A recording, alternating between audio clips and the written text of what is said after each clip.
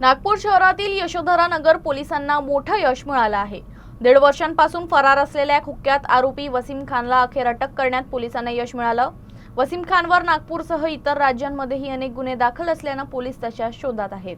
मूळच्या गोंदिया येथील रहिवासी वसीम खान यांना 2024 साली ऑटो डीलिंगचा व्यवसाय करणाऱ्या आपल्या मित्र रोहनकडून सुमारे 3 लाख रुपये उसने घेतले होते। त्यानंतर वसीम गोंदिया सोडून नागपूरमधील यशोधरा नगर पोलीस ठाण्याच्या हद्दीतील रहमतनगर इथं राहायला आले। काही दिवसांनी वसीमचा ठाव ठिकाणा समजल्यानंतर रोहन आपल्या 2 मित्रांसह नागपूरमध्ये पैसे परत घेण्यासाठी आला। यावेळी पैशांच्या मागणीवरून दोघांमध्ये वाद झाला। या वादातून संतापलेल्या वसीमनं रोहनच्या डोक्यावर हतोड्याने वार करत त्याला गंभीर जखमी केलं आणि घटनास्थळावरून फरार झाला। या घटनेनंतर जखमी रोहननं यशोधरा नगर पोलीस ठाण्यात तक्रार दाखल केली। पोलिसांनी विविध कलमान्वये गुन्हा नोंदवून आरोपीचा शोध सुरू केला। अखेर 1.5 वर्षाच्या शोधानंतर पोलिसांना सापळा रचून वसीम खानला अटक करण्यात यश मिळालं। तपासात समोर आलं की वसीम खानवर यापूर्वीही नागपूरमधील विविध पोलीस ठाण्यांमध्ये तसेच मध्य प्रदेशात अनेक गुन्हे दाखल आहेत।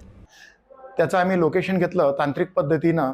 सोबत डीबी पथकाचे रितेश मिश्रा, पोलीस अंमलदार रितेश मिश्रा यांना घेतलं आणि सकाळी तो दुपारच्या टायमाला खापरखेडा नंतर इंदोरा असं वेगवेगळ्या ठिकाणी मिळून आला। पण संध्याकाळी त्याला आम्ही 6-7 वाजेच्या दरम्यान सापळा रचून त्याला रहमतनगर येथे जेरबंद केलं आणि त्याला अटक करून त्याचा एमशीआर केला।